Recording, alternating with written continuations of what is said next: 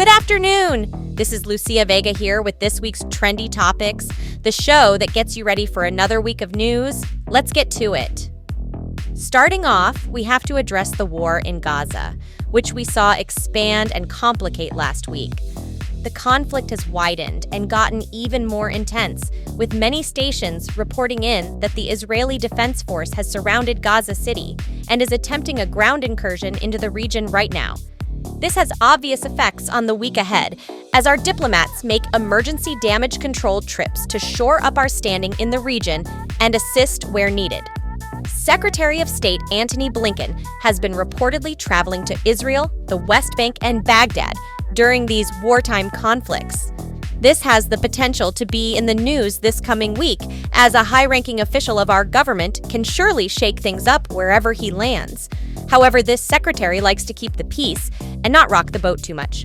We saw Texas in court last week looking for the right to secure their own border and not rely on federal assistance or regulation. And the court case ruling from last week went in Texas's favor for now. Expect to be hearing about the border this week as things cool off temperature-wise outside. Going into the winter is going to be rough on the migrant situation.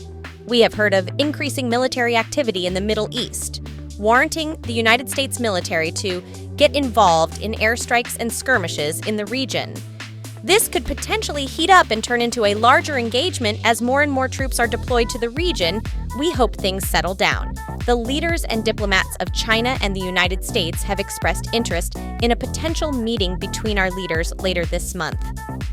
And with that date approaching rapidly, the details of the meeting would probably be finalized by the end of the week, leading to this event making the news. More regulation and buzz about cryptocurrency, and specifically Bitcoin, will likely grace the news, as disgraced exchange founder Sam Bankman-Fried has been found guilty, potentially leading to other slanted decisions in the regulatory sphere after such a colossal screw-up and embarrassment for the financial sector. FTX had a Super Bowl ad after all. As the nuclear talks with Russia have deteriorated into Russia suspending their ratification of the New START nuclear test ban treaty. With potential upcoming talks with China on nuclear arms, the discussion of this high-energy topic could break the news this week as we grow closer to the end of the year. And wrapping this up, Joe Biden signed an executive order on artificial intelligence, and this week saw a multinational summit on artificial intelligence. However, we didn't see too much of the results of either of those in the news this week, leading us to believe that this is being bagged for a story conclusion coming up this week. Wow. AI, nuclear arms, cryptocurrency, war, and diplomacy. This is going to be a jam-packed week with many intense topics that we can't wait to see coming. This has been Volt News Network ending this week on a newsy note. Tune in later tonight for your weekly look back into the week that has left us so soon. Have a great night.